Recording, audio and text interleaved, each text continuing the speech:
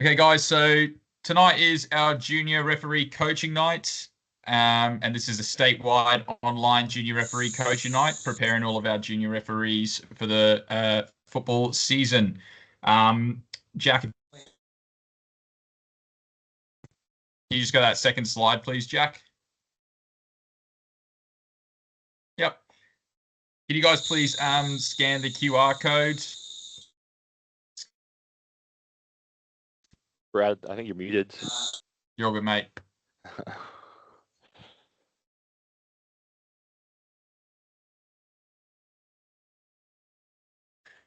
Hey, please scan tonight's QR code. Please make sure your microphones are muted and scan tonight's QR code. The code word tonight is decision making. Decision making.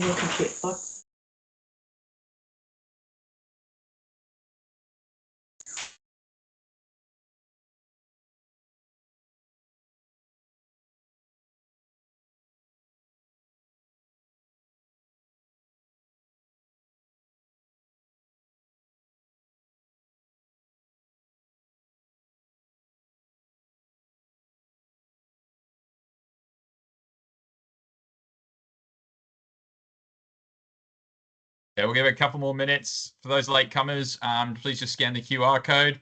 I will add as well, so tonight's session is going to be hosted. We got special guest speakers tonight with Jack Powers and Tom Fell, and I'll let them introduce themselves a little bit later. But just so everyone here is aware, any questions in regards to anything Football Queensland related, please just pop it in the chat and we'll get back to you later on in the night, or we'll message you back within the chat. We do also have a couple of our Football Queensland employees online too to get back to you. But any questions in regards to squaddy or appointments or anything in particular separate to tonight's coaching session, please just pop it in the chat and we'll get back to you as soon as possible. Or you can email referees@footballqueensland.com.au. Again, tonight's code word is decision making. I'll put it in the chat for everyone. Thank you, Miso.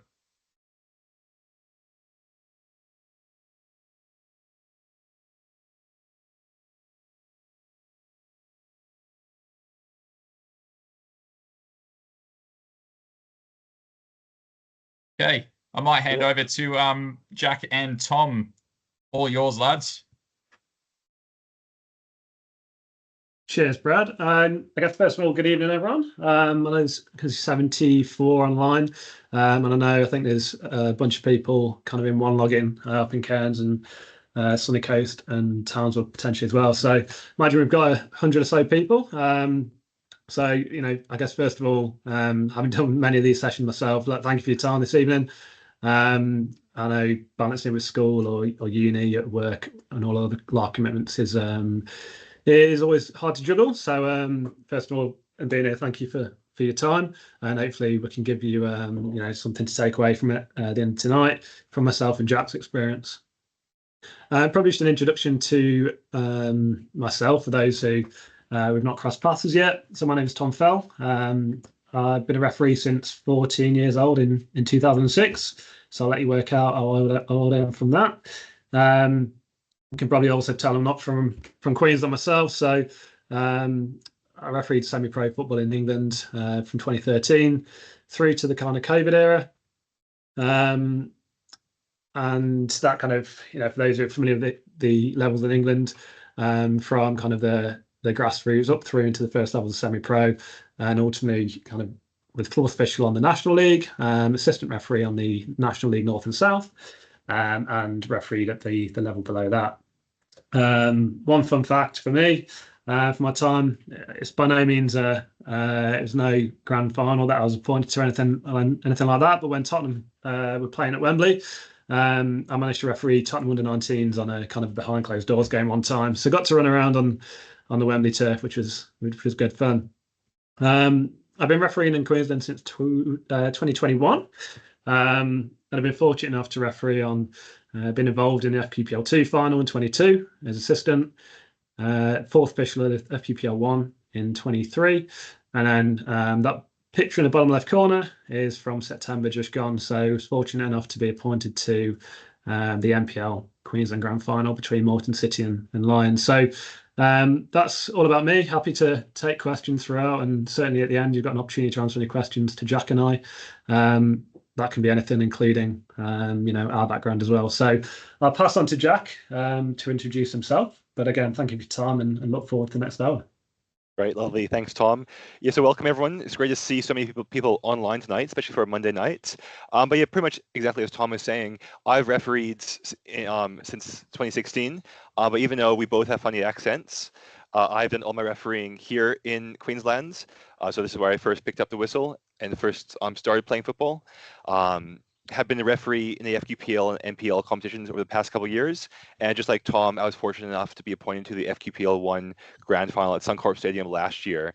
So that was definitely a really good experience. So I'm happy to take questions about general refereeing after. But otherwise, both of us are really happy to be here and very keen to get straight into it, which we'll do right now anyway. So the agenda of tonight is all about probably the most important aspect of refereeing is making the decision. So we see an incident on the pitch and we have to decide, is that a foul? Is that not a foul? And if it is a foul, what sort of sanction are we applying? And what we'll talk about tonight, all different clues and different techniques we'll use to sort of decide the correct sanction, as well as to figure out in the first place, is something a free kick or not? But tonight's most important aspect, refereeing, will be our focus. So first part is all about making a decision. So Law 5 is what governs us as referees. And this quote is taken straight from the laws of the game. And I think really for me emphasizes how important it is not to be a black and white referee sometimes. Because even though the laws of the game are written in a book, they are flexible.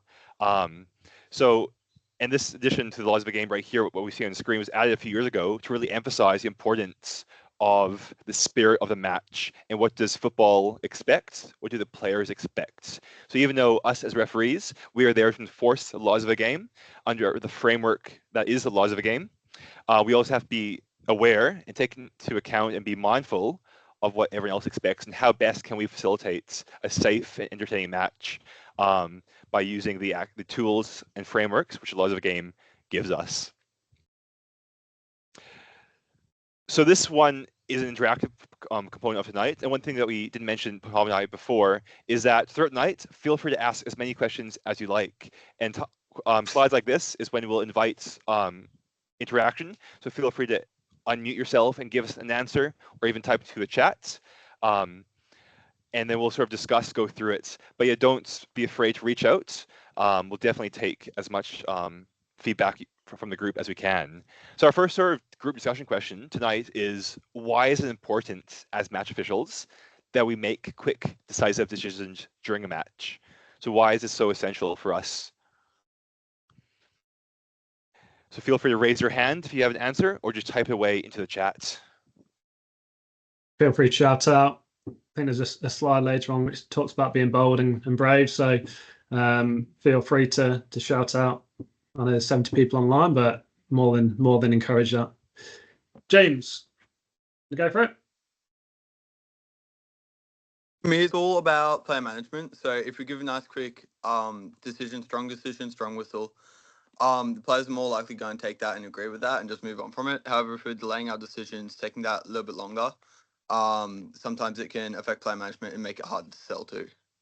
Exactly, that's perfect. And the reason why it might happen if we do delay a decision and that players might not sort of react the best way to it is they think we might be unsure. So if we're delaying, they might think, oh, they're hesitant to actually make that decision. That's a very good point. Anyone else wants to raise their hands? I'm seeing some great answers in the chat, which we'll look at in just seconds. But anyone else want to raise their hands and unmute themselves?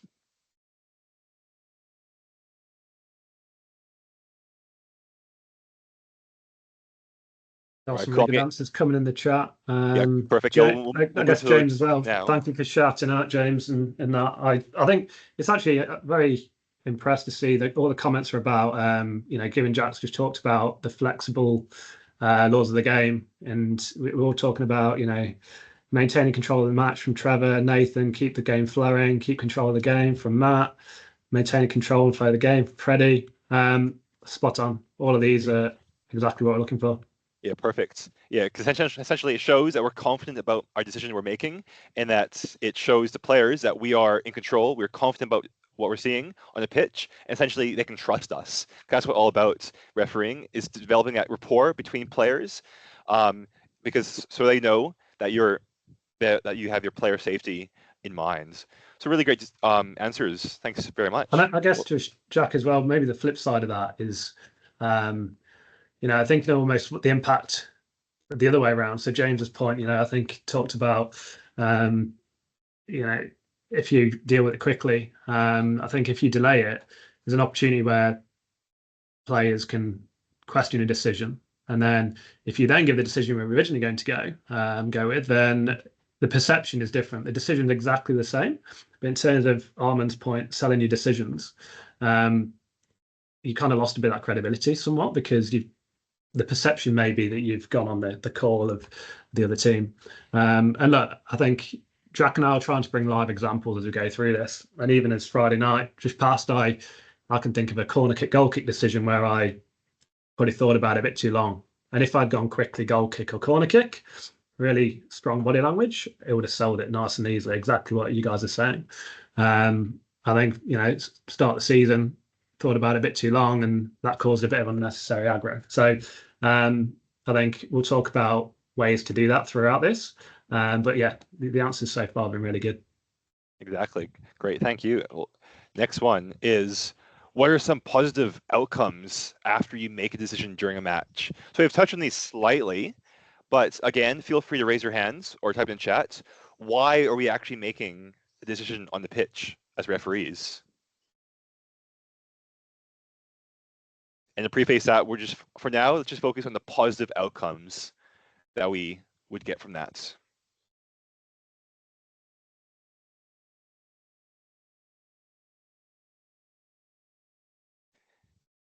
So I'm seeing some answers coming through now. So to keep control of the game, very good. Keeping the game fair, exactly.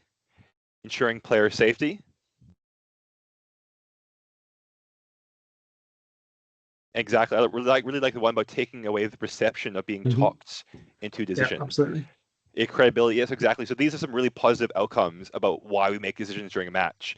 And for me, I think one of the most important ones is, of course, player safety. Because if we see a foul on the pitch, whether it be careless, reckless, or excessive force, a yellow or red card challenge, then it's really important that we need to have influence a game for the reason that we're actually there for as referees. So to sanction that player and to show that behavior isn't appropriate for this match. So great. Very good job. So we talked about some positive outcomes about why we're there as match officials. We're there to set the tone of the match. We're there to ensure a safe playing environment for everyone, to ensure an entertaining environment. But sometimes this doesn't necessarily work out for us. So can we just talk about maybe what are some of the negative outcomes that might happen after we make a decision?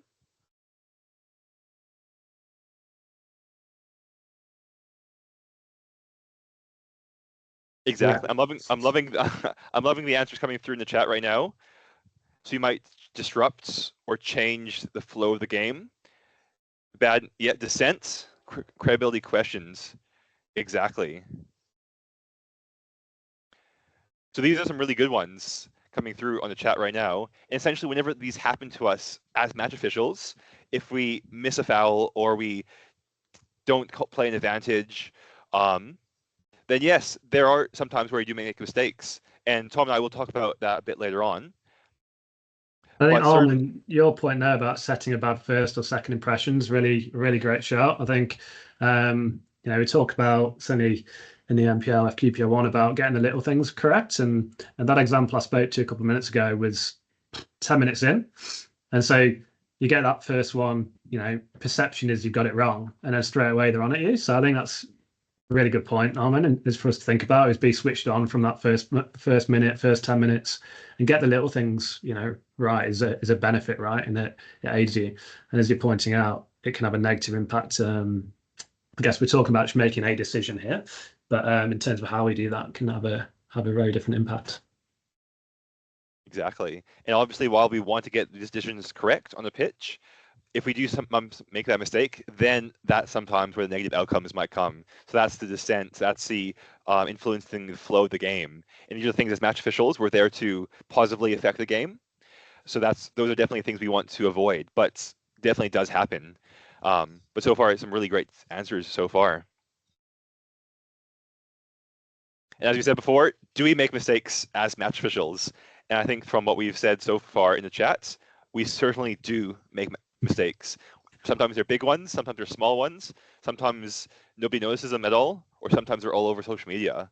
But yes, the long and short of it is, in fact, match officials do make mistakes. And a really big learning curve, a really important aspect of your journey as a match official is how you actually deal with those mistakes. So whether that you make a mistake and you know you made that mistake immediately on the pitch, how do you get it out your head and focus on the next 90 minutes of the match? Or on review, you look at the match footage and go, yep, I definitely made a mistake there. Like looking back on my games I've had, I can certainly remember mistakes I made in the moment or looking back after the game, knowing I made a very big mistake. So what are your thoughts on this one, Tom? Seeing Adrian's comment here about players and coaches make more mistakes than we do. Yeah, I think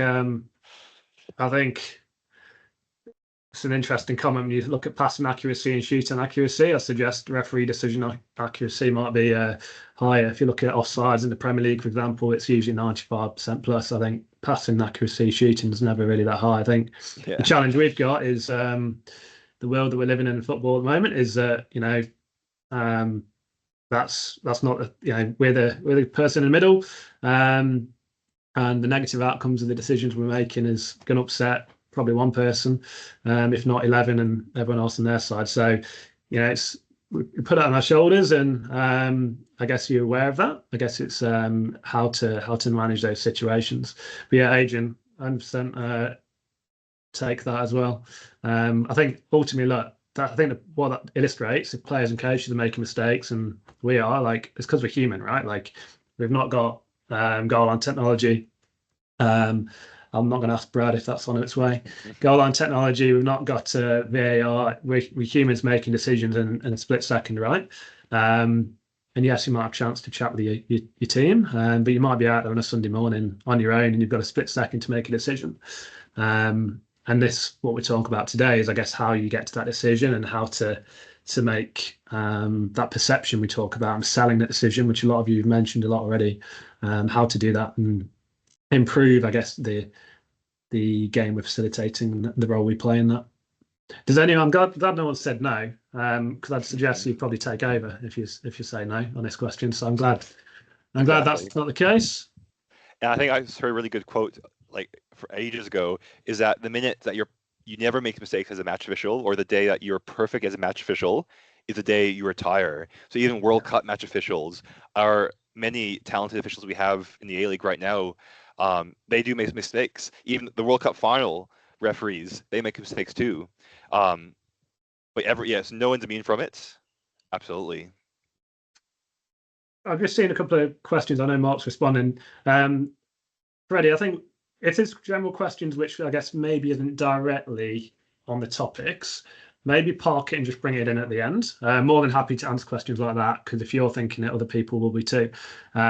So I guess we'll open for questions as we go through, and again, people shout out.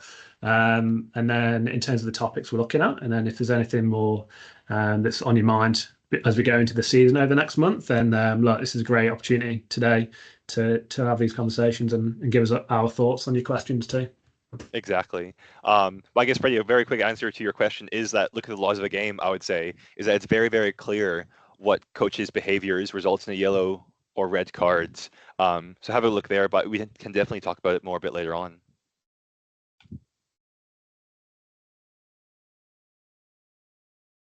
Tom, you can grab this one if you want. Okay, so we just spoke about negative outcomes from just making a decision. We didn't even say correct decision, right, or wrong decision. We said just making a decision. You're going to be making decisions if you're standing in the middle or on the sideline. As assistant referee, you're going to be making decisions every minute, most likely. So I guess we know there's negative outcomes.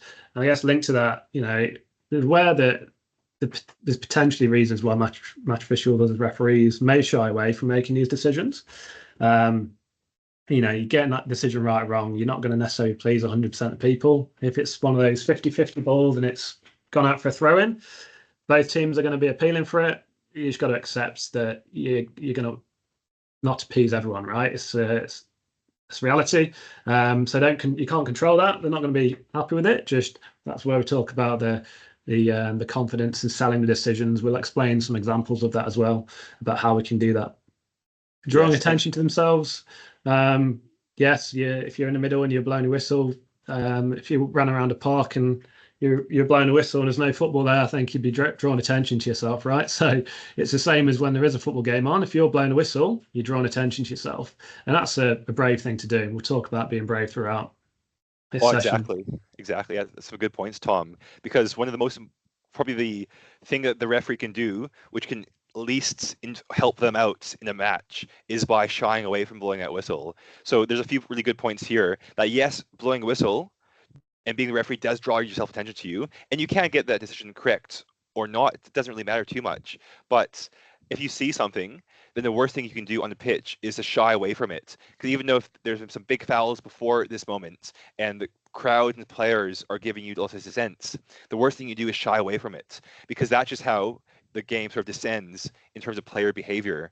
So even though it can be scary sometimes, even though blowing that whistle can cause big outrage sometimes on pitch for teams and spectators, it still is really important to make that decision, because at the end of the day, we're there for player safety, and we can't shy away from that. And the fourth point as well is being liked as a referee. I know generally as humans we want to be liked, but that sometimes isn't our role on the pitch. It doesn't matter if players like us or not. Well, because obviously we want good relationships, we want to develop good rapport with players and coaches, but at the end of the day, we're there to do a job, and as to referee the match and protect player safety. So some key thoughts to think about there. And then I guess this swiftly moves on to why it's important, right? So we just spoke about why match officials may shy away, but actually, why is it important? I think that's what we really want to focus on is, if you've been appointed as a referee for that game or assistant, you're appointing kind of officers, and if you're being appointed by Brad, Mark, Marsh, whoever's appointed to that game, they're backing you to deliver and supporting you to do that, right? So we'll talk about, again, confidence and being having that, I guess, cool, calm and confident approach very shortly. But I think the message here really is that back yourself. We'll help you with ways to do this and how to sell these decisions. But, in terms of why it's important, it's because we want to dictate that flow of the game. I want to help facilitate the game to the best possible standard. We've all watched games on TV where you might want to turn off because it stop-start every 5 minutes, every couple of minutes. But we want to be able to facilitate the game, whichever game that is, and no matter what level. How can we help contribute to facilitate the best game of football possible for these two teams on that day, right? So that's the same regardless of what level, whether you're Jess Jensen in the middle here at Suncorp, or you're refereeing a Sunday morning game at your local park. It's the same approach each of the times, yeah. Exactly. So to summarize, like, what actually helps us make the decision on pitch, because I saw a really cool point the other day about how human communication is like 65 or 75% body language. And as referees, this is no different, because our voice is often, probably on the pitch, sometimes a small portion of how we actually communicate. And that the other two major ones being our whistle and our body language. So obviously, to be a good match official, you need to have a really good understanding of a lot of the game. But I think what's really important once you're actually out on the pitch is to the points on the screen right here. So body language. Are you delivering clear, crisp signals with like straight arms? Your flag work is spot on. Your flag is parallel to your arm. Things which really portray professionalism. So these are things which coaches sometimes see and go, oh, that referee's whistle wasn't very good. Maybe I can try and influence the game in my favor. But if you have a really strong, crisp whistle, that sort of shows, yep, this referee is in control. Really good point right here, loud and strong. So just like your authority in the pitch, you want to be strong in your authority, just like you want to be strong in your whistle. We also have positioning. So to me, this means that you want to be in the correct spot to make this decision. And there's a really good phrase that we have in the referee community, is that the best place to make a decision is where you can get it correct. So even though we do have guidelines which sort of guide our movement on the pitch, our positioning theory, at the end of the day, as long as we get that decision right, that's where we want to be. And as well, summarizing, cool, calm, and confident. So referees, we're there to be that intermediary between the two teams. So we are there to be calm. We are there to ensure any trouble doesn't escalate, as well as solve conflicts. And if you wanted to help other people and sort of be in control of others, the first person you have to be in control of is yourself. So you gotta be calm, cool, and confident. Exactly the 3 C's. So always try to remember those as you step onto that football pitch. And just maybe, Jack, just to highlight the images on this slide as well, I guess deliberately, just on the other one, sorry, Jack, the one before. Oh, sorry. In terms of everything in these bullet points, body language, signals, these are really good examples of that strong body language. If you were to kind of visualize these with a bent arm and crouch down and kind of a limp wrist, so it wouldn't have the same impact, right? And I think if you kind of, as you're going through your games, and certainly the assistants, there's the old do it in front of a mirror trick. Really think about the impact that has when you're looking at the different body language and control of your signals. And if you're not sure, then ask your coach or your mentors around you in wherever you are in Queensland. But these are really good images, strong images in terms of how match officials can portray themselves. And to Jack's point, I just did a little Google, and I think it says 7% of your communication is through words. Now, as referees, if you're sat in a stand watching, you can't even use your words overly effectively anyway. Maybe the spectator might not see it as much. And 38% tone of voice and 55% body language, right? So body language is absolutely huge in everyday life.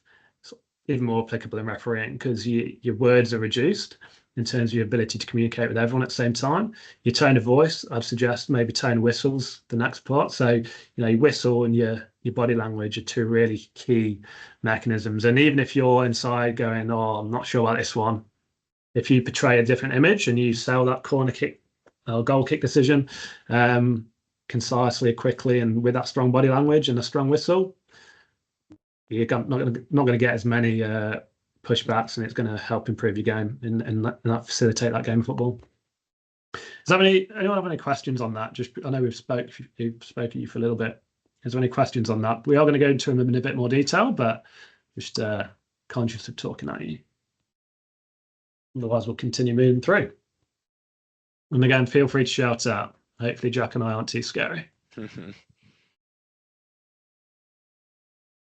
All right. So law implementation and competence. So we sort of discussed upon this already, is that to be a good referee in the first place, you need a really good understanding of the laws of the game. So that's why it's really good. There's a really good app called the IFAB Laws of the Game app, and this is a digital version of the laws of the game.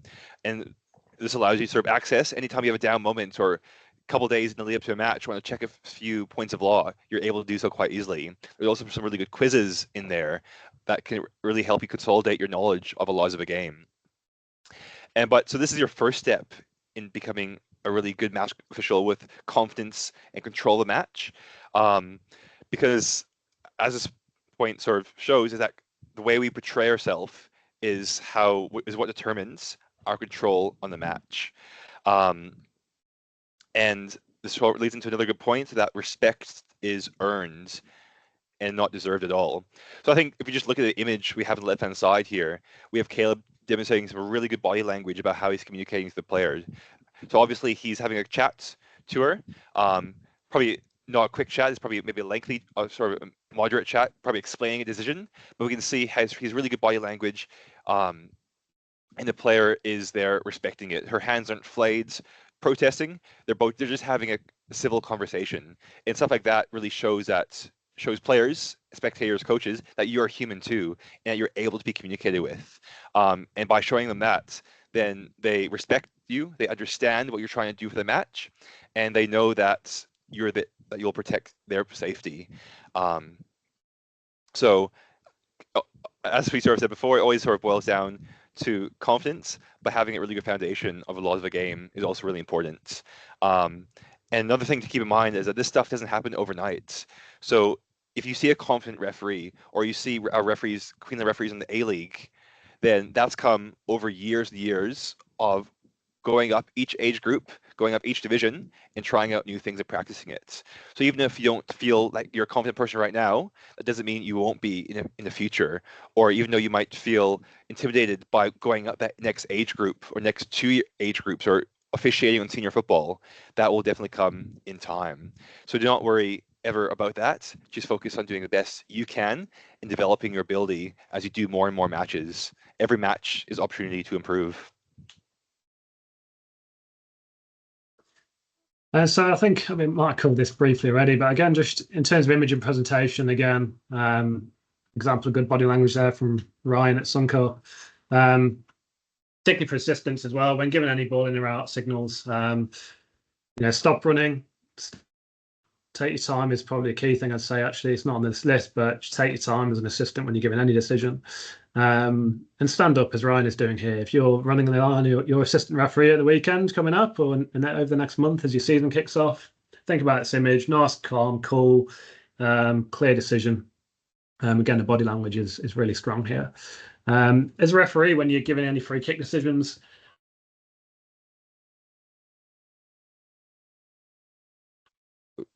I just got told I got muted. So when given any free kick decisions, blow your whistle loud and strong. Someone's really either not having a good time or Brad, are you muting me? That is not me. I'm sorry, mate. I keep pushing through. And yes, stand tall, be strong. And again, the body language is key here in terms of that image and presentation you're giving to everyone around you. It's all the stakeholders in the game. It's the players and the coaches from the bench who are 70 yards away, but will be convinced they've got a better view than you, even though you're 10 yards away. If the players around you, if you're there with a strong body language from 10 yards away and the player turns around and straight away you're there, with that strong signal, the whistle tone, and you're standing tall, you're not going to get much reaction. And it's the same decision you might give from doing it a really different way. Just that body language can really sell that decision. And again, I think just talking here, this session we'll talk a bit about law next in terms of direct free kicks and indirect free kicks, but we're talking about how to sell these decisions here. And this is, really, I think the focus is those skills that you build. You can learn the law and that's, expected and required, and we'll keep learning that as you go through each year, as we all do. But it's about these technical aspects where you can really bring into your game and start to, I guess, stand out. So moving on to the next one. It's talk about standing tall. Simon here, really not shying away. You talk about shying away. He's staring into the captain's eyes, showing him the yellow card, of caution. And this point here in the top paragraph is probably what we spoke about earlier, right? So he might be in the middle of his stomach going round and round, and he's worried, but he's not showing that. It's a strong, calm and confident.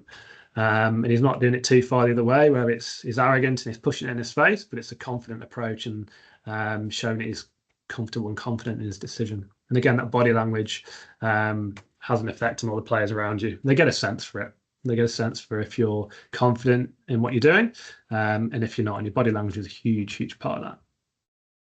Exactly. So maybe to round out, Jack. Well, so I think so. Just to sort of summarize what we've sort of said so far is, I'll check onto the chat right now just quickly. If you could take what your takeaways from what we spoke about so far, what are your 3 decision-making tips that you can take to your next match? So just if you can think through, just keep a mental note about some of the things we spoke about today, and just think about what you can take into your next match. So what things, or what 3 things, or even just one, what single item will you consciously focus on for your next match? Whether that be your body language, your whistle tone, how you hold yourself, how you communicate with players. Just choose one item and just try something new your next match and just practice it, because practice definitely does make perfect. And I think this sort of slide summarizes exactly what we've talked about so far. Refereeing is all about being brave, being courageous, and making that decision. So even though the decision might be unpopular, you still have to make it, because you, as a referee, are there for the safety of the players, as well as to ensure an entertaining match of football. And I think this summarizes quite the images on screen of the match officials we see, their body language and how they are giving their decisions, how they're portraying themselves, show some really good qualities and traits to keep an eye out for. So moving on, I think we'll go over the some simple things about sort of signals, direct free kicks, indirect free kicks, but we've got some videos that we want to get to as well tonight, which I think we'll prioritize. So Tom, did you want to maybe quickly discuss this? Yeah, I think you know, we'll talk about now direct free kicks, indirect free kicks, and penalty kicks, and then we'll bring it to, I guess, to life, right? Again, we spoke about law, and you can learn the law, which we'll just do a quick refresher in a second for direct free kicks and indirect, and then we'll bring it to life in some videos. And I think personally, I find that that's what really is really helpful visually, to be able to see something, link it to what the law says, and then that's in your head for, you know, you might not have a red card for the first month of the season, but hopefully that image of, okay, that is what a red card challenge is, looks like. Yeah, and you'll be able to take that away. So that's the idea and what we're trying to get out of the next few slides. So we'll do a quick refresher on direct free kicks, just to get everyone thinking ahead of the new season, and then we'll indirect, and then we'll apply that into some videos. Well, perfect. So just a reminder on direct free kicks, or any time the referee sanctions or stops play for an offense, that we can only blow these free kicks if the ball is actually in play. So if the ball was out of play, it's a throw-in, and something happens on pitch, a player gets punched or gets kicked, then remember that we can still sanction a player, we can still give a yellow or red card, but the decision is what the previous restart was. That's still a throw-in if that was the previous restart. So only when the ball is in play can we actually punish a foul play or any offense with a free kick. Cool, so we'll move on to give a brief summary, a brief refresher of the different free kicks and types of free kicks we have and how referee signals for them. So the first image we have is a direct free kick. So all this is pointing in the direction of which a free kick will be taken. The penalty kick, nice and simple. All this is just pointing to the penalty mark. So an offense happens within the penalty area, keeping in mind that the lines of the penalty area are part of the penalty area. So if an offense occurs on a line, then this will also be a penalty kick. So for example, a handball on the line, or someone gets tripped on the penalty area lines, this is inside, so this is a penalty kick. That's just pointing towards the spots. And finally, our last free kick type is an indirect free kick. So it's really important that we keep the hand straight up to signify it's an indirect free kick when the kick is taken, because otherwise, according to the laws of the game, we have a few interesting instances which we have to carry out. But always make sure if it is an indirect free kick, then our hand goes straight up. I think a big misconception, what I sort of heard over the past couple of years, is that offsides, that is punished, or this restart is an indirect free kick. So I know sometimes I've heard that players, or I've talking to them, that they don't sort of realize that they just think, oh, the hand goes up because it means offsides. Not quite. The hand goes up, as we can see on the third image with Adam on the right, is because it's an indirect free kick. So offside is an indirect free kick offense. So is, for example, dangerous play. But we'll have some really good videos of that later on. So quickly in the chat right now, we have several offenses which the referee can punish with a direct free kick. In the chats, feel free, or can we get some answers perhaps on, as referees, what do we actually punish with a direct free kick? And your question at 7:10, I think we'll come back to at the end if that's okay. If you feel free to remind us, I've just jotted it down. We'll come back to your question at 7:10 after we've closed, if that's okay. Yeah, really good question. So I'm seeing charges, striking, pushes, trips or attempted trips. Very good. Shoving, yes, so that could be considered pushing, perhaps, or the opposite, pulling.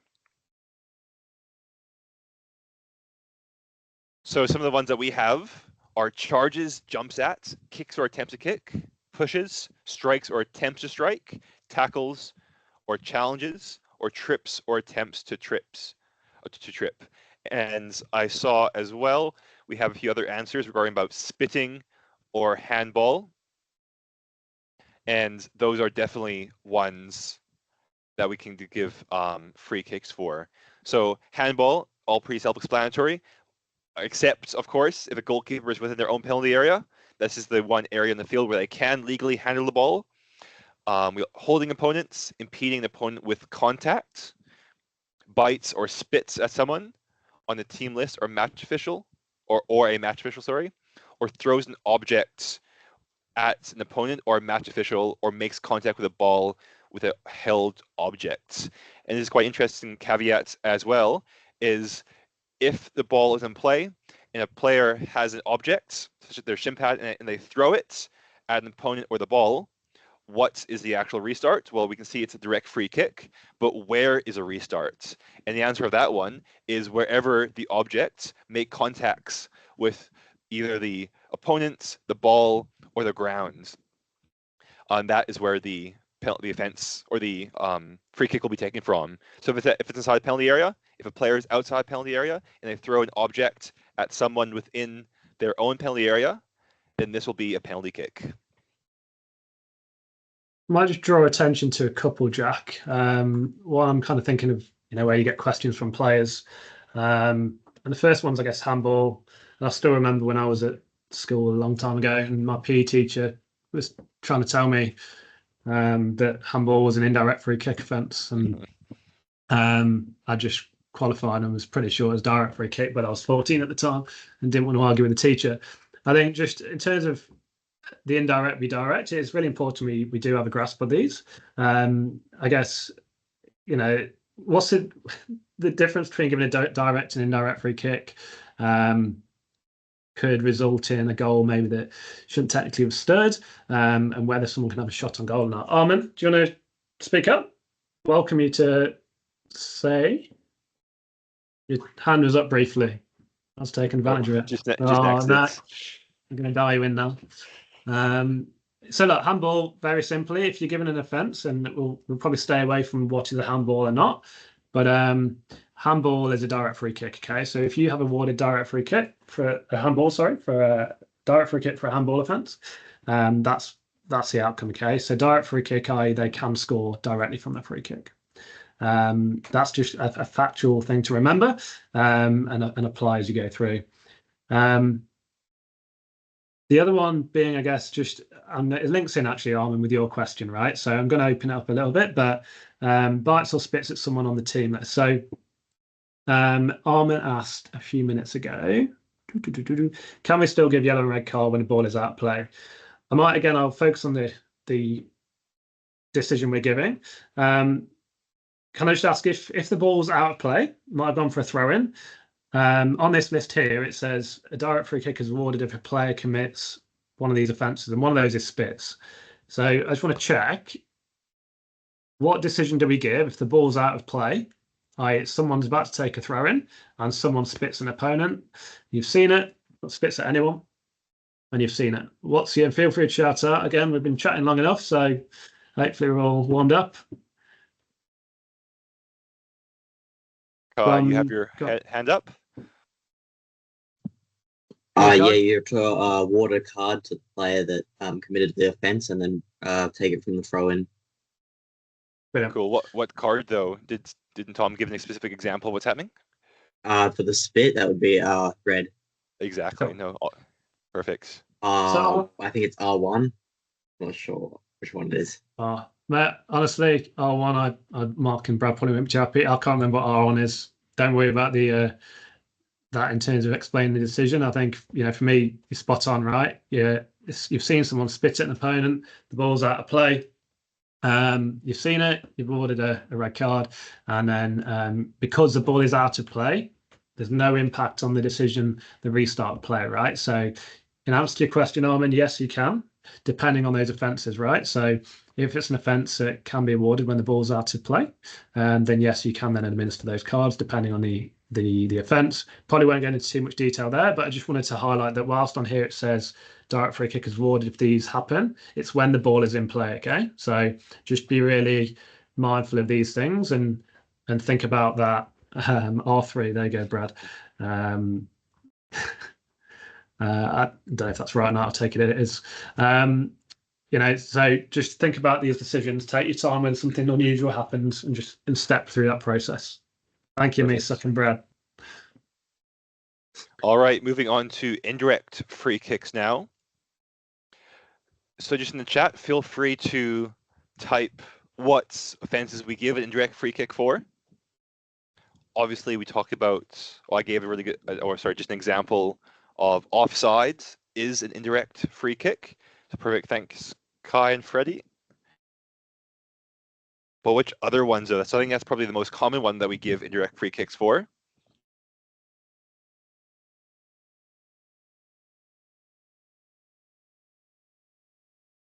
You don't have to use necessarily the law terminology if you're playing football. And what would you call it? Usually it's the most common one is, there we go, spot on, Braden. 5 foot. Cool, exactly. So that's probably the second most one. But offenses like, give a goalkeeper holding a ball in your hands for more than 6 seconds, or a player deliberately passing the ball back to their own goalkeeper after receiving it from them. Impeding progress of an opponent without contact, very good. I saw one as well of the goalkeeper handling the ball outside the penalty area. So just a quick important note that the goalkeeper outside the penalty area is just a normal player. So their special privileges of using their hands only applies within their own penalty area. So if a goalkeeper handles a ball outside the penalty area, outside their own penalty area, then this is just a direct free kick, just like it would be any other players. And that's because the point we just spoke about is handball is direct free kick, right? That also applies to the goalkeeper outside the penalty area. So some of the answers that we have is that playing in a dangerous manner, impeding the progress of opponents without any contact being made. One I haven't seen is dissent, or using offensive, insulting, abusive language, or other actions. So if this happens during the game, while the ball is still in play, and for example, a player gives you a sense in which this is worthy of a caution or a sending off, then you are entitled as a match official to stop the game, send that player off or caution them, and the restart will be an indirect free kick. We saw as well as in the chats, prevents a goalkeeper from releasing a ball or initiating a deliberate trick to be passed back to the goalkeeper. Earlier, I did see a sort of general rule of thumb about how you might sort of differentiate direct free kicks or indirect free kicks, and that direct free kicks are often physical offenses against an opponent, while indirect free kicks can often be offenses against the laws of a game, or not necessarily another opponent or person. But that is a very, very loose rule of thumb, and should never ever sort of make your decision based on whether it's a physical offense or offense against the laws of the game. Look at the laws of the game, all the answers are there. But that is a general philosophy behind why indirect free kick exists in the game of football. Cool.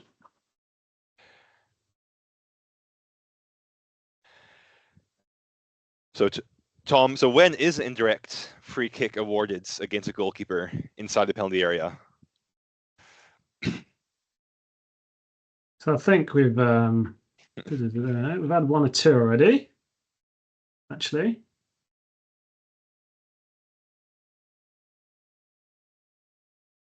So we saw one on the previous slides so far about touching the hands, someone picking it up, or controlling a ball for more than 6 seconds. So we nailed that one just before. Touches the ball with their hands or arm again after another player touches it. So this is the pass back sort of rule. And then touching a ball again if no one else has touched it. So for example, someone takes a free kick, or sorry, the goalkeeper takes a free kick and they touch it again without anyone else touching it, then this will be also an indirect free kick. So I think we covered quite nicely the overall arching laws of the game. Now I'm quite keen to get into some actual clips that we have. Jack, just the only thing I'd say on this top one, this is where I'd encourage you to bend that laws of the game, but quite a lot. So controls the ball with hand or arm for more than 6 seconds. Look, I think whilst in the future the law may be a bit more stringent, I think just think about, I guess we spoke about what the game expects, right? I'd suggest if it's 5 or 6-0 and it's the 90th minute and someone's holding it for 7 or 8 seconds, you know, just think about how you can improve the situation, encourage the goalkeeper to get a move on, rather than immediately giving that indirect free kick. So again, this is where it starts to get, you know, skill and experience happens. I think more than 6 seconds is a guideline, and it's a lot of skill and I guess experience needed to prevent that situation occurring. Think about what the game expects. The people we want the game to continue flowing and moving through, right? So try and think of ways to encourage the goalkeeper, even if it's an arm signal saying, yes, please, goalkeeper, let's go. Yeah, they'll get moving with a bit of a nudge, okay? So just think about that, rather than 1, 2, 3, 4, 5, 6 and then whistle. Again, it's not necessarily black and white. So I just leave that to consider and work with ourselves or others to think about that if you've got any questions. But we will move on, as Jack said, we want to get into the videos. Perfect. So for the first couple videos we have, I believe Brad will also be putting the URLs into the chat. So if it's not working for you at home, you're more than welcome to get up on your own screen. But essentially what's going to happen for the next few videos is we're just trying to figure out, is this a direct free kick, indirect free kick, penalty kick, or is this just not a free kick at all? Is this a no foul free kick or no foul in the first place? So we'll watch a clip back once or twice, and in chat, feel free to say what sort of restart this might be, as well as maybe perhaps give an explanation on why that's your answer. And again, in the chat, we'll really encourage anyone to be brave and sing out, and let us know what you think. Appreciate it might be a bit pixelated, but hopefully you get the general gist. And Brad's just posted the clips we're going to look at here, as well, if that's easier for you, particularly if you're in a room, Townsville, Cairns, and Sunny Coast guys with a lot of people. I'm seeing some answers pop through now. I'll just pause the video on our moment of interest. I missed it again. But yes, the answer is in fact a indirect free kick for this one. And essentially this is because this is the colloquial high foot or the dangerous play, noting that there's no contact being made here. So this is just a high foot, no contact. Very good. I think we all nailed that one. Bang on the head. No pun intended. Any other points in this one, Tom? I think I actually watched it a couple of times first time I saw it. In terms of the question here, right, is there's clearly a high foot and it's dangerous. The question I'd suggest at the point of if foot reaching the highest is, has there been any contact or not?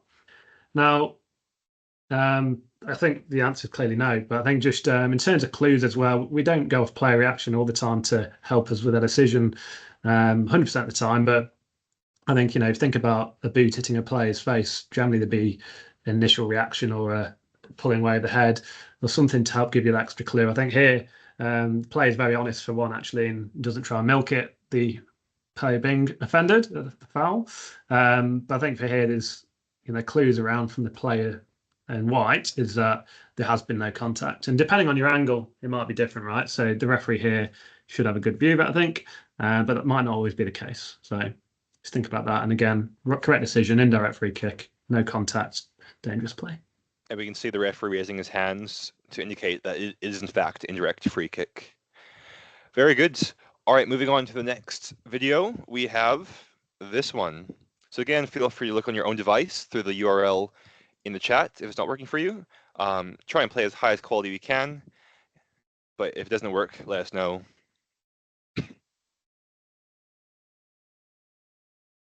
So reminder the questions: direct free kick, indirect free kick, or no free kick.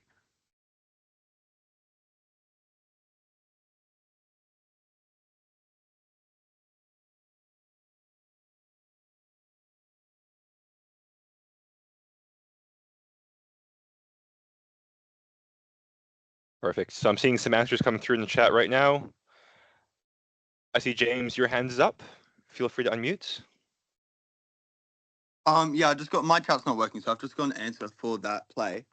So for me, I've got direct free kick for tripping, no sanction, no warning. Perfect. Cool. Very Pretty good. I love your first responses, but for no warning, this is always subjective as well. So it's also about being a referee and having it feel the match as well. Like for example, we have no context for this video right now. We don't know if this is her first tripping foul or 10th tripping foul, and we need to take some more action. But I like you're thinking though about how you might categorize offenses into if you need to deal with it or not. But just we have no context here. But I like that you're thinking about chatting to players already. That's really good thinking for really good preemptive match management. No, but great job on that anyway though.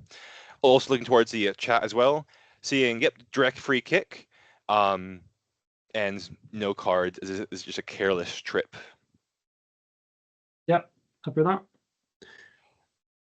We talk about, just while you get the next one up, talking about keeping the game moving when it's appropriate to do so. And I think the quick free kick, the game can get going again. You're getting the free kick and nothing more needed. All right, one more video.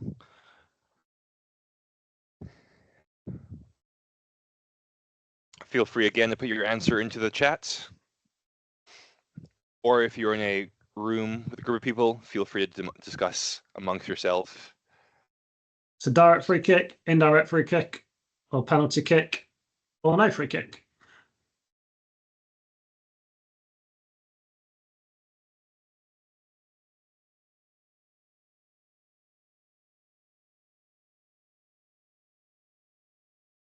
So I'm seeing some responses come through, and the answer is in fact a penalty kick. Because first of all, we identify, is this a foul or not? And if it is a foul, then it's inside the penalty area. This is a penalty kick. So we can see that the player in reds challenges the blue player late.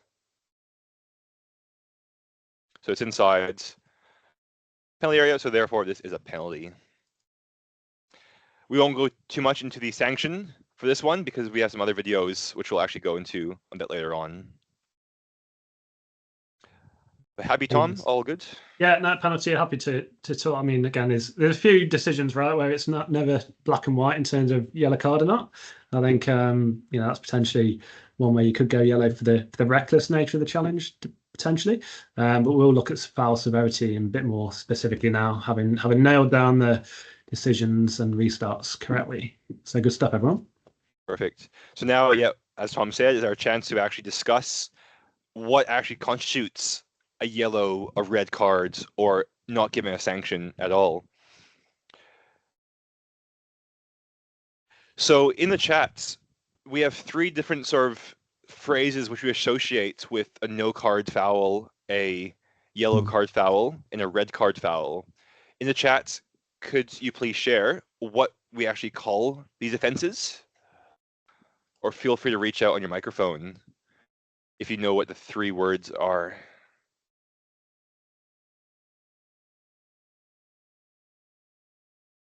And they've all been used this evening in the chat, I believe. Yep, so I'm saying, very good. So I'm seeing them come through right now. They are, in fact, careless, reckless, or excessive force. So careless is a foul that might perhaps be a bit clumsy, but accidental. And this is sanctioned by not having any card associated with this.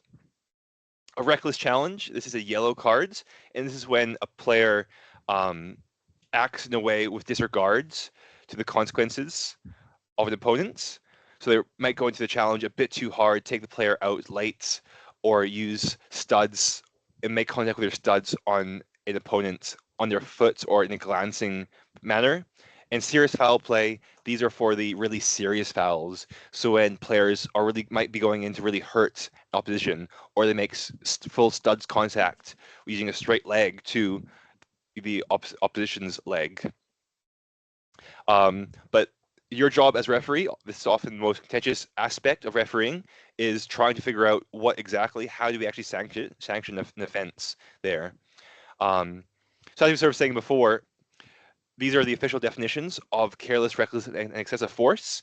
So careless is which is, as I said before, just a lack of attention or consideration when making a challenge. Reckless, again, this is a yellow card offense, and this is when the player acts with disregard to the danger or consequences for an opponent for a certain action. And then finally, this is excessive force. So when the player far exceeds necessary force to make a challenge and endangers the safety of the opponents. So these sorts of challenges must be shown a red card. And we have some good videos coming up to really differentiate what exactly these means. And throughout the videos as well, we'll also discuss some considerations, because looking at these three words in isolation, it is quite difficult to actually assign a card color to if we see a challenge. But Tom and I will sort of discuss the key aspects of a clip, the key considerations, which make these clips careless, reckless, or excessive force. So moving on to our first example, Brad will put these into the chat if playback on your device does not work. But on our ends, we will go ahead and play the first clip. So feel free to answer in the chat and give us your consideration. So not only if it's what sort of free kick it will be, what color card it will be, but also give us reasons why you think that.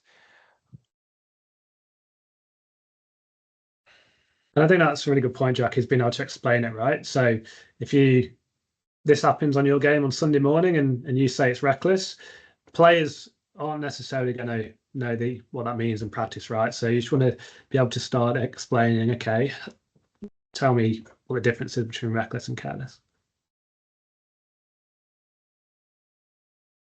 Cool. So I'm seeing some great responses come in the chat. Tom, did you want to sort of triage them? Yeah, so we've got might start from bottom as it keeps popping up. So yeah, high speed from behind, unfair contact, easy yellow. Now, I think just Riley, that's for me really good. Almost an explanation of to how you come to a decision, right? You've thought about it's coming in at speed from behind. I think if we've played the game ourselves as well, we know that it's not as nice to be hit from behind as it is from the front or the side, right? So he's coming at high speed from behind, unfair contact. And yeah, I think the outcome of that is that it results in a reckless challenge due to, kind of a disregard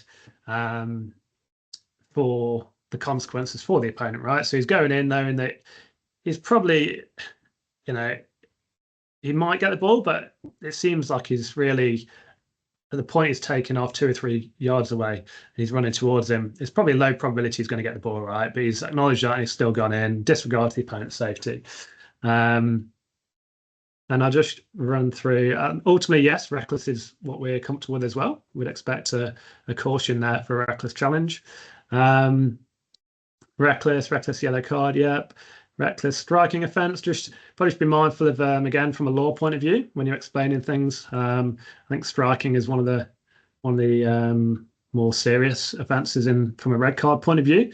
So again, this is just where terminology can be important. I think that simple high speed from behind, unfair contact is really helpful here. Exactly. Is this a genuine attempt to play the ball?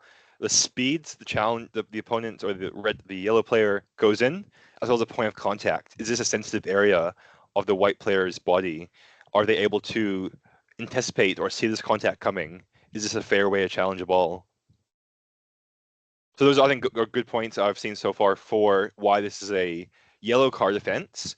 But then again, looking at it from an opposite point of view, Did this player far exceed the force required to make this challenge, or do they show malicious malicion, or would they endanger the safety of the opponents with this challenge? And for me, I don't think any of those boxes are ticked. So Tom and I are definitely happy with a yellow card this offense.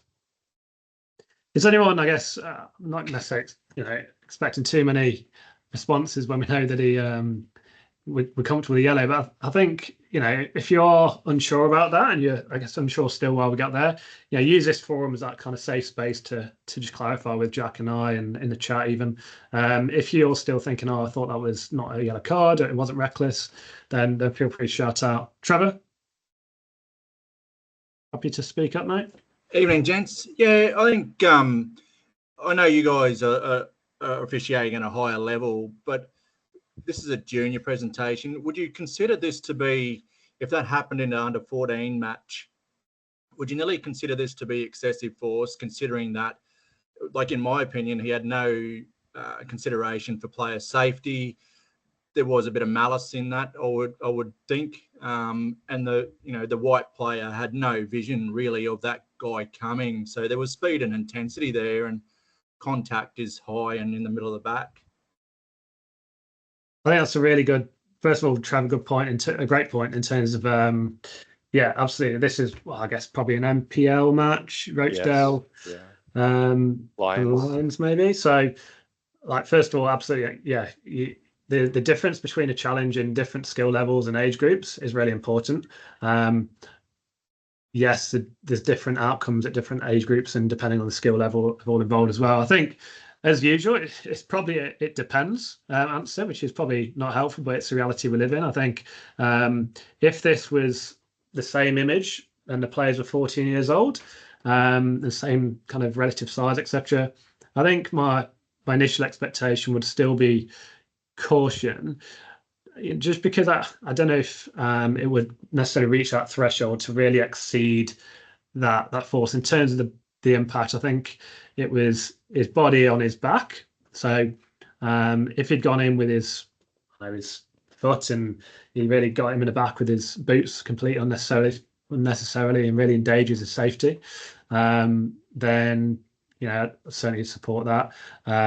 But the situation may be different. If it's a 14-year-old game and there's a player who's 10 or 15 kilos bigger and clearly more mature, perhaps, then maybe that situation may warrant it.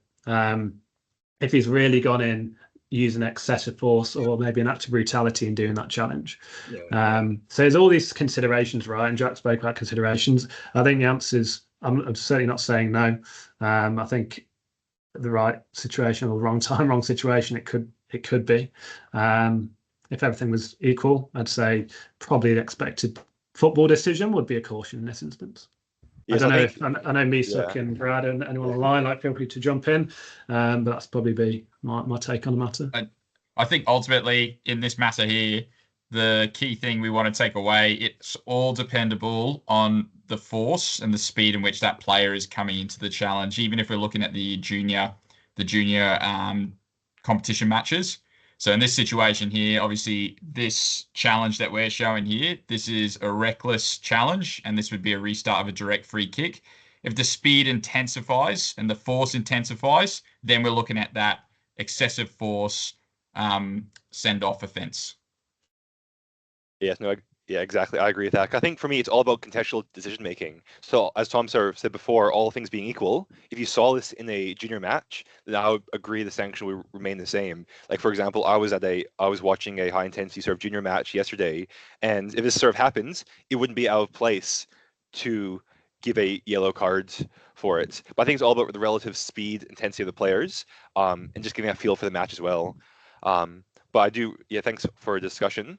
Trevor, that's a really good point. And yeah, I think it's all about the referee and having a feel for the game, which is a really important aspect of it, and what the referee sort of feels is the correct foul tolerance for the match. But for this one, as Brad said, the accepted answer for this clip is a reckless challenge. Great, we'll move on to the next one.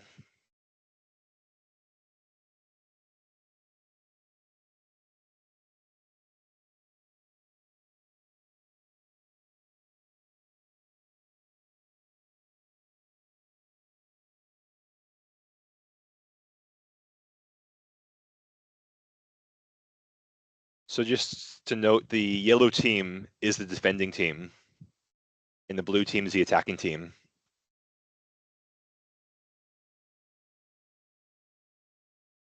So talk about what we see. Blue team are attacking. Yellow defender's trying to clear the ball inside her own penalty area, and the blue player misses the ball and appears to miss the ball and fouls the yellow player. So what are we?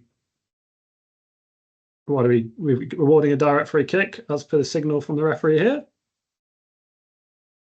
We're doing And the anything key else? points is what is the actual foul. So what has actually happened here? Just a Ellis, yeah. attempting to play a ball and just kicks her. So I'm seeing some answers of careless come through. Very good. But I do want to see some more considerations coming through. And what I do see is speed is a low. So that's a very good consideration. Yeah, definitely a low speed challenge.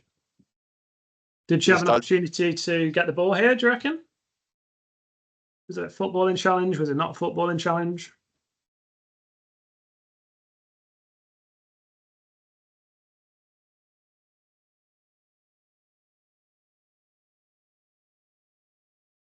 Might take the answers as they are at the moment, Jack, to make sure we get through the remaining few clips. Like I think there's a few of you said careless. Carly really good. Yeah, speed is relatively slow. I'd agree with that. Again, this is all triggers, right? You're all seeing these things. It's about how to interpret these and get to that decision. So, so gone to make a challenge. Speed is somewhat slow. So I'd suggest you challenge him for the ball in an attempt to play the ball and have slightly mistimed it. And as Braden's just said as well, only slightly after play. It's a footballing challenge. Safety is not endangered, and I suggest it's not really disregard for the consequences either. It's just a careless foul. Yeah, no, I think Braden nails that. We don't want to overcomplicate these things. Those considerations are perfect. On to the next one.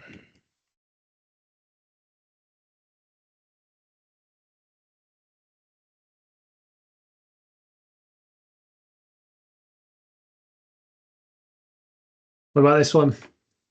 So this one, really important, is that we have our considerations in there. So you might say this is a certain sanction, but tell us why.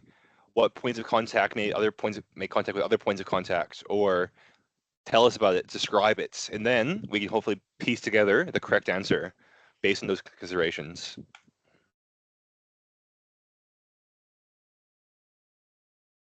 Yeah.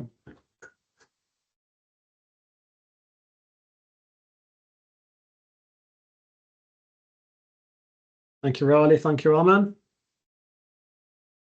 And while we get those responses in, just want to note the goods speed the referee came in here to deliver the sanction. Show some good urgency. Yellow. Maybe yellow, Nathan. What would help get you to a decision here in terms of that? I guess foul happens here. 1, 2, 3. Talk about decisive decision. 4 seconds. The referee here has made a decision. So, how are we getting to that decision? What triggers are we looking for here? High intensity and speed. So we have a question as well. It looks like the back foot is what makes contact. So just to clarify, and he doesn't actually make contact as he goes across the body with him as well. I believe the contact is with that left foot on the right foot of the red player. That is the point of contact. But to go through and read through some of our responses, we're thinking the overarching answer is a yellow card and a direct free kick. So some considerations I'm seeing are high speeds, dropping the shoulder charge into the player, some force, high speed, high intensity. And Brad probably knows I'm going to do this. We're fortunate to have the referee on the call today. Brad, would you like to say anything about this one? No, I'm all for what you guys are saying. It is high speed, takes the player's legs out very late, and reckless yellow card for me. Thanks for the shout out there as well, Jack, for saying how quick it was. Yes, very good deliverance. As we said, confidence is key, and the way Brad delivers this sanction is commendable. And again, I think this is a good kind of segue to bring it all together, right? What we spoke about today is the decisiveness of the decision and the impact here. The red team turn to Brad immediately. If you look at the centre back, looks at Brad straight away and he sees him running towards him, card out the pocket, and that immediately diffuses the situation. So again, that the body language, the signalling, that's all benefited to him here and has had a good impact on the game from doing so.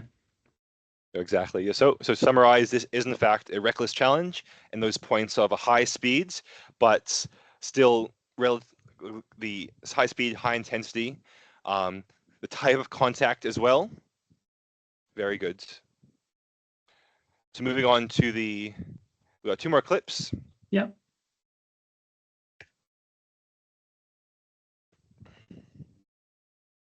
Jack, Oh yes, Mizuk. Yes, sorry. can I have a little bit edit about the clip? Yes. Yes, go ahead. Yeah, so we can see the speed, high speed, and intensity as well. But the referee has to see a point of contact. This is one of the key facts. But if you missed point of contact, if the shoulder into the face, or you have to see the between upper body or lower body, where is the contact, because there was really high speed as well, and then high intensity as well. So the point of contact is really important, the clip as well. Just a small tip as well. No, exactly. But I It's really agree, important. so yeah, reckless. Because this challenge could quite easily have been a shoulder to the face, as Mizuk was saying before. So it's really important that the referee has angle and is relatively close in this instance to actually determine what the point of contact was. And we would look for clues because, for example, in this case, we can sort of see the player who made the foul goes across the red player, and then sort of a contact occurs. But if they both went down with red player on the left-hand side and the black player on the right side, maybe that implies that there was full force contact with the head or chest, for example. So it's always really important to use the clues we have to make our decision. Yes. But that's a great point. Thanks for calling that one out, Mizuk.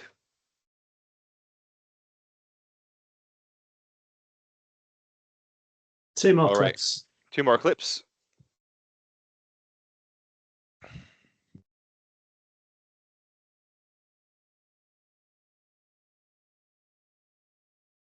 We'll watch it one more time.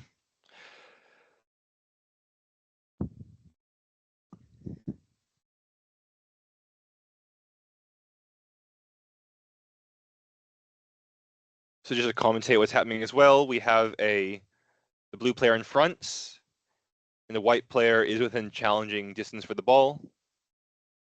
Does she have a fairly attempt to play this ball? And I'm seeing some answers come through. Careless direct free kick. Yep, and that's absolutely nothing more than that for this one. Perfect. Yeah, Riley, good pick straight away, applying what Mizuk's just said about the point of contact. I think the point of contact, all these things in aggregate, right? So we spoke about intensity and force and speed today and starting to think about these things, and point of contact is absolutely key in that. I think you're thinking about all these in aggregate and kind of ticking them off as you go, right? If a few of these are ticks, then a real decision to make. I think here the speed and intensity, the force appears pretty low. I agree, it's hard to see the point of contact. So based on this clip, Riley, careless would seem the appropriate outcome here. Perfect. All right, and last clip for tonight.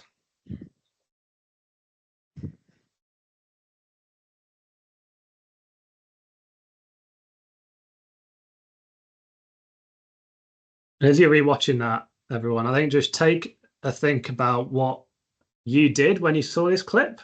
What was your reaction? What did you do with your voice or your body when you saw this clip? Because that might tell you the answer here, if that's your reaction. Yeah.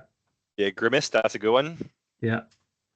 And often if Coach and I was in person, you'd often hear the whole room have a collective ooh or Yeah. a collective gasp, and So that's to that, often a I really guess good I key. don't know if the guys in Cairns, Townsville, or Marsh in Sunny Coast, you know, it'd be great to hear if any of them are able to speak quickly. Like, was that the case? Did the whole room grimace and let out a big gush of air? Because that's usually the answer, right? And if that's the same, the crowd are doing the same, players, coaches, that usually tells you the answer. Yeah. So it's great to see the answers coming in here. Very dangerous, studs up, excessive force.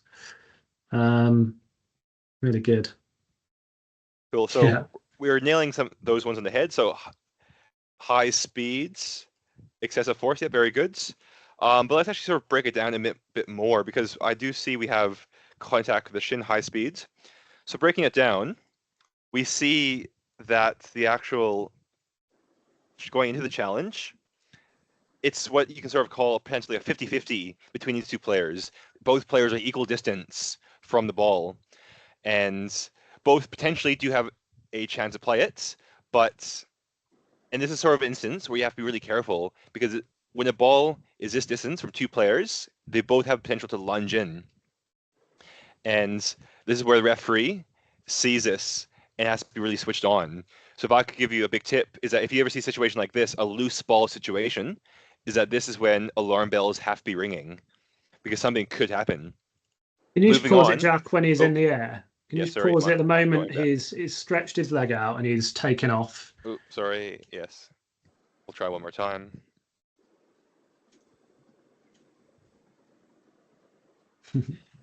So at this point, if you've taken off, if this player's taken off at this point, his both legs, you can see his left leg's tucked away behind him. Yeah, this is where we'd really consider someone to be out of control of what they're doing.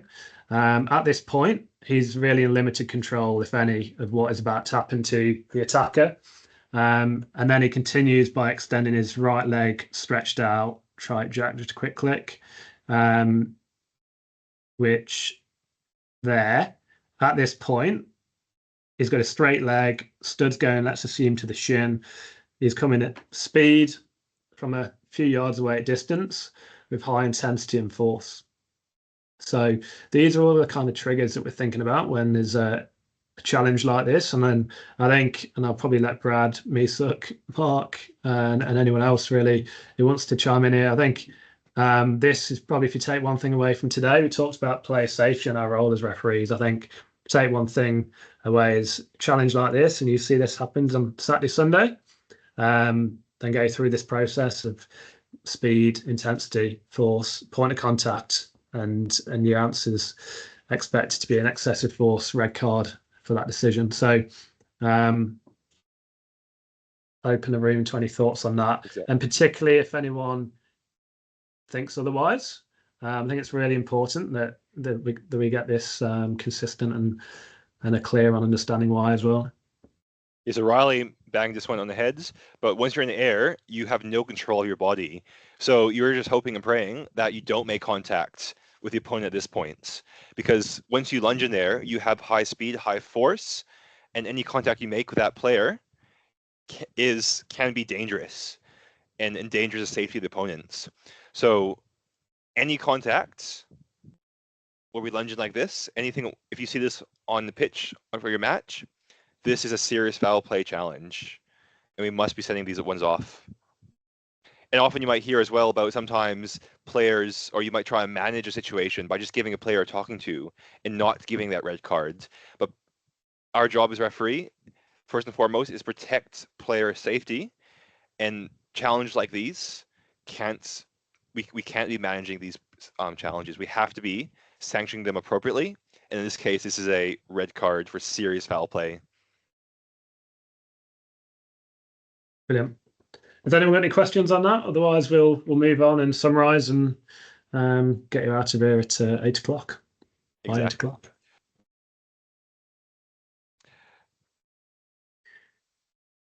Okay, so I guess today we spoke about making decisions, and then most recently about free kicks, right? So we spoke about the direct free kicks can be awarded, indirect free kicks, and we covered that in the Teams chat. So let you have a look at that and go back and just refresh your memory as well ahead of the season.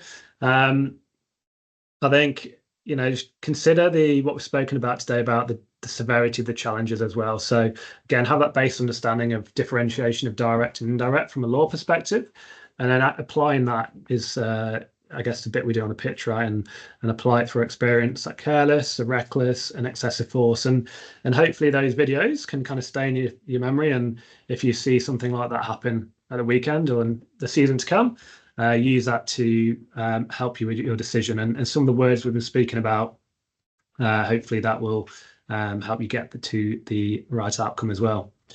So that's a summary on the direct free kicks. And I guess just to wrap up, we spoke about being brave, speaking out. Thank you to the guys today who've spoken out and contributed in the chat and sticking around. I know it's a big ask on a Monday evening. But yeah, be brave, be courageous, make that decision. That's what we're there to do when you're putting a shirt on and crossing that line. So back yourself and reach out to people to give you a hand. There's plenty of people around, and we've all been through that process, right? Everyone's had that first game, the first season, or 10th season, whatever it might be, but we all have challenging situations, even after the many years that Jack and myself have been doing it. Jack, have you got anything to add? But yeah, otherwise that's sort of all for me. But thank you very much, everyone, for your time tonight. Refereeing can be tough at times, but just remember, as sort of Tom said, being brave, being courageous is a really good step for getting that out the way. But otherwise, on behalf of Tom and myself, thank you very much for everyone's time tonight. I'll now pass it over to Brad for general housekeeping and any other questions we have. Perfect. Thank you so much, Jack, and thank you so much, Tom. James, did you have a question, mate? Feel free to shout out, mate. Nah, sorry, Mr. Burton. I forgot to turn it off. That's all. You're good, mate. No worries. Thanks, James. Alrighty. We'll hold on for another minute just in case any questions come through, guys. If you don't mind just going back to the QR code for me, please, Jack, for any latecomers that jumped on. For those who were late, scan the QR code, and the code word is decision making. But again, we'll stay back for another minute just if there's any more questions. Feel free to as well, guys. Reach out to Jack and myself. Facebook, whatever. Facebook, Instagram.